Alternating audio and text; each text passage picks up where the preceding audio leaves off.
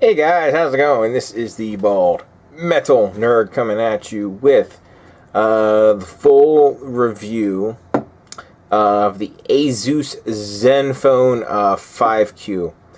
Now I've had this phone for a little bit of time, plenty of time to live with it and form a pretty strong opinion on this phone, its value proposition, the whole 9 yards. So, if you want to, I've already done an unboxing video, and if you're interested in watching the unboxing video, I'll go ahead and link it in the video description below.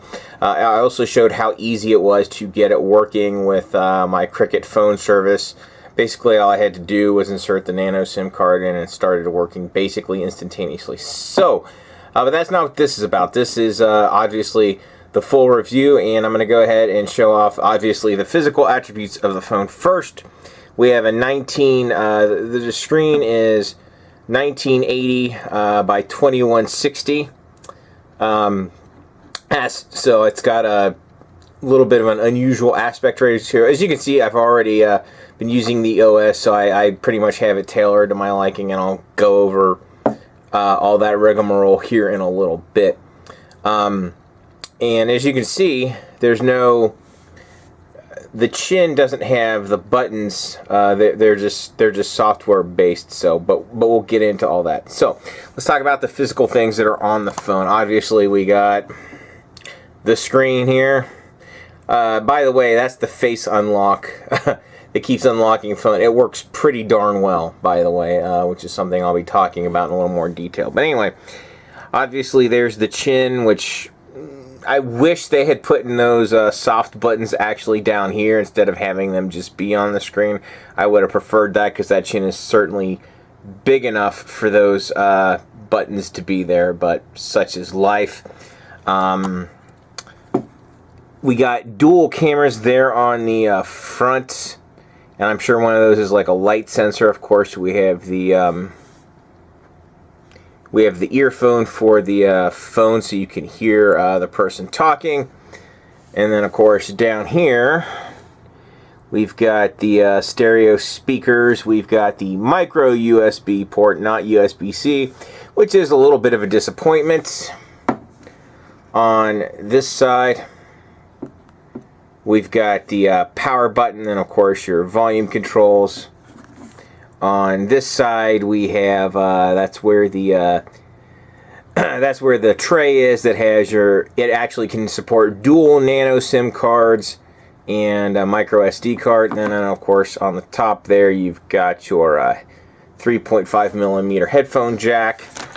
Then here on the back, you have your fingerprint reader, as well as your dual camera and flash. So that's what you got there, and the phone actually came with this case, and the phone inside this case looks like this. Beautiful, right? Yay. So that's it as far as the physical attributes of the phone. So let's go ahead, and like I said, it just went right to camera there. Whatever. The face unlock on this thing works exceedingly well, I think, as you can see how easily it unlocks. I'll see if I can just show you how the fingerprint scanner works. So let's do that, so it can't see my face. Run my finger over it, and of course now it's not working so well. There we go. Fingerprint reader worked just fine. And now I'm going to show off a few. I'll show off the screen here, and we'll take a look here. Give you an idea of what watching Netflix is like on this thing. Have a few brief seconds of copyrighted material. Could you leave us alone for a moment? Get an idea of speech. Truth to tell, I was a little nervous. I've never given one of those funny speeches before where you say what you don't mean. Adequate, but nothing spectacular.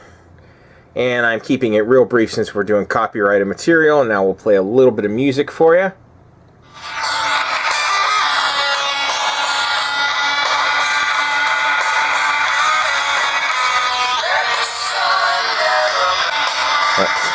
Again, adequate, but it doesn't blow you away. It's basically going to do the job, right? There's nothing really spectacular about the audio quality on this. The screen quality is quite good, and there's a number of features, of course, that I like with this phone. Of course, you have your auto brightness. I can go ahead and engage that, and obviously it's going to make the screen a lot darker to improve battery life, but we'll go ahead and leave that on. And one of the most useful features that this phone has is a blue light filter, right? Which, turn that off, obviously the screen gets a lot more blue. Turn it back on, and of course that makes it easier to look at this thing at night. It's not going to put a strain on your eyes. In fact, I typically always leave the blue light filter on. I don't know why. I just usually forget to turn it off, honestly.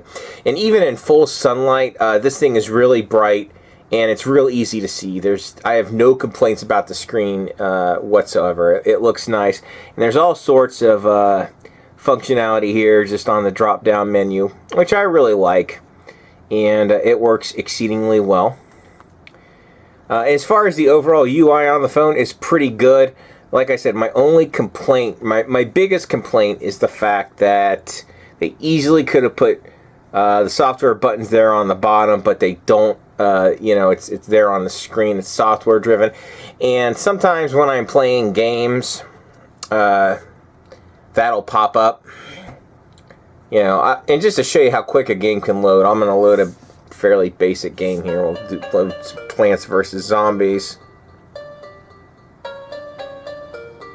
The specs on this phone is it has, I believe, an 8-core processor, 4 gigs of RAM, and I know it has 64 gigs of built-in storage, and you can put up to a 2 terabyte SD card in the thing. I don't know if they even have SD cards that large yet.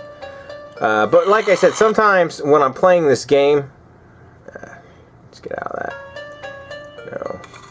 But if I'm playing this game, sometimes it actually, of course now it won't do it. Okay. Oh, it's a stupid ad. With Progressive. You gotta love, It's only $57. And with more coverage. Yeah, shut up. That's a real review. Go away. Okay. But sometimes when you're actually playing the game, I've noticed if you click here, click there, of course now it's not going to do it while I'm doing the review. It's going to work perfectly the way it's supposed to work.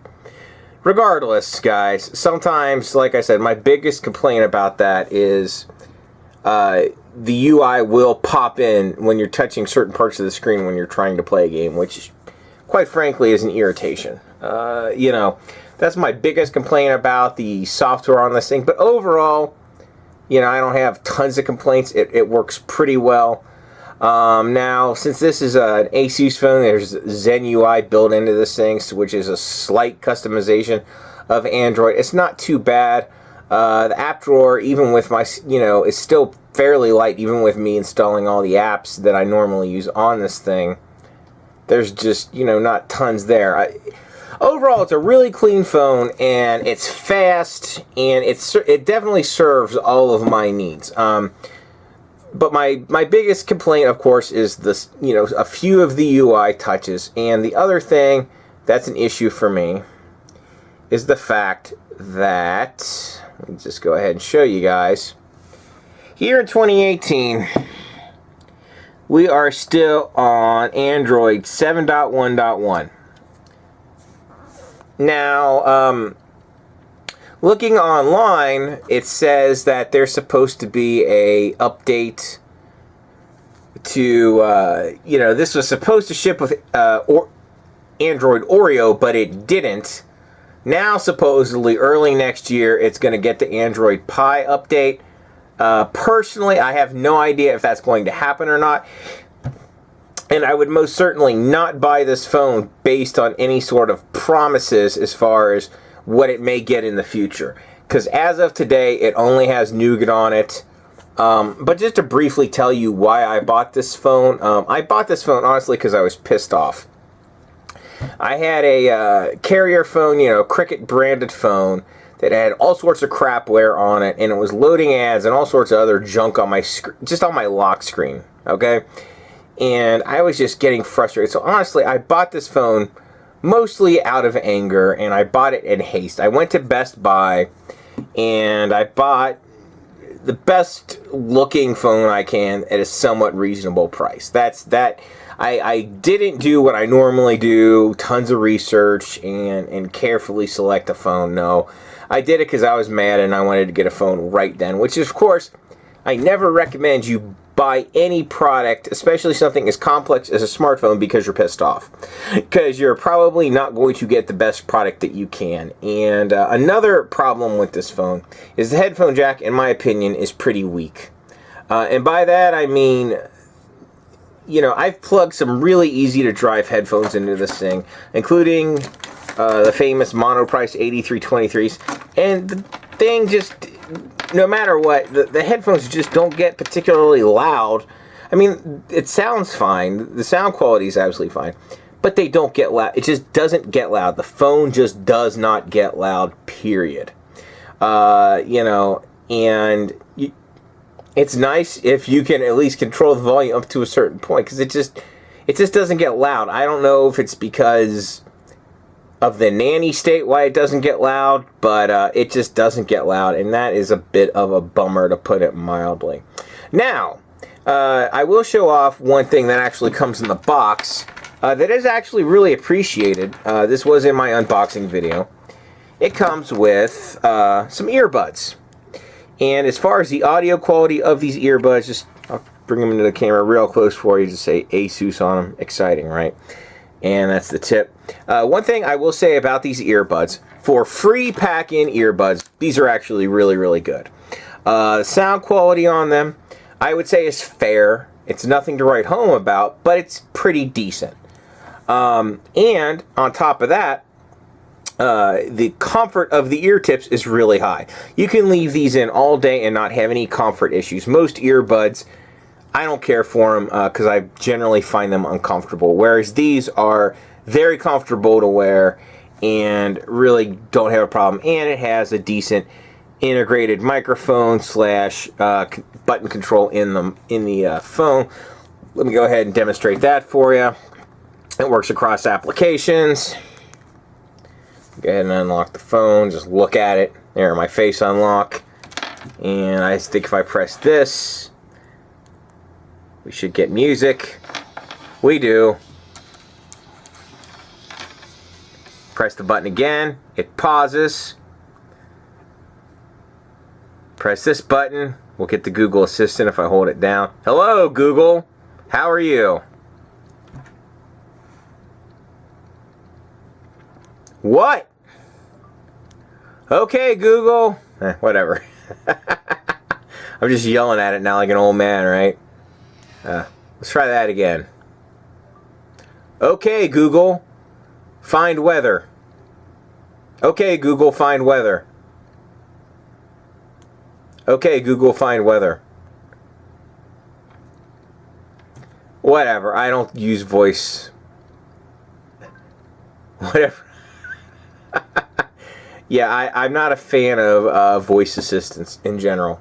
I almost never use them. But that functionality is there with the built-in earbuds, and you can certainly practice with it and probably do a much better job than I just did. Now, let's talk about battery life on this thing. It's fairly decent. It'll get you through one full day of fairly heavy use, and it will get you through 2 days of light use easily. So it's got pretty standard battery life for a modern smartphone. What else? You know, performance is actually real. It's a fast phone. I have no issues with the speed of this phone. Applications launch, as you can see, quickly.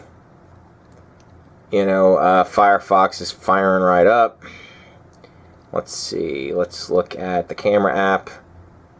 Obviously, that comes right up.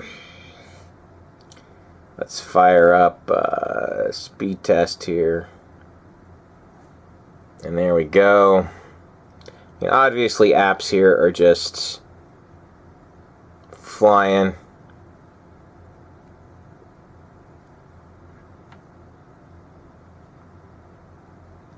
And switching between apps and all that. Nice and zippy, right? No problem. So, nice performance, blah, blah, blah. So, what are my overall thoughts at this phone of $270? Is this worth the cost? I think it's a little expensive for what it is, especially since it has an older version of Android on it. And I'm not sure if it's actually going to get an update or not.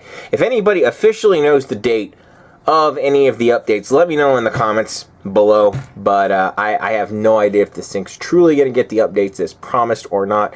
That, of course, will factor in ultimately what I think of this phone overall. But for my needs, it's perfectly serviceable. And I'm glad I don't have a carrier-based phone anymore with tons of bloatware on it and junk on my lock screen.